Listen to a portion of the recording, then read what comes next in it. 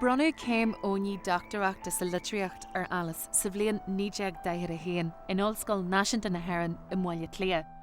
Bronnú a thionscan a cara fad súil Éirinn de Valera a bhí mar hansalar ag an am. Bhí luachar mhór arthaí. Fuair Alice buas ar an trú láideag de bhí abran, nídeag céige a trí.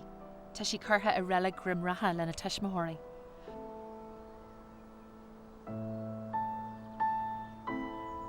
Chur uachtarán na Éirinn Shanti O'Kelly litirthe go teilech a chur síos arthaí mar a most distinguished Irish woman who had devoted her great talent to the cause of Irish independence and the preservation of the national language.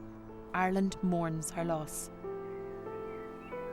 Blian tar éis buais fuil sí réad a séchar in iad an taoiseach Éirinn de Valera cíomhnú na nábhar seo a Éirinn.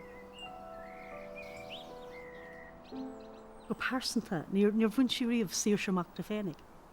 Agus níocha sí riamh saoirse buinteach an tír fé mar tháinig sé. Bhí sí scarthamach ón cumrádathe ón a cóirde a bhí páirteann san glúiseach náisiúnta, náisiúntóir a baithí go dtí an deire.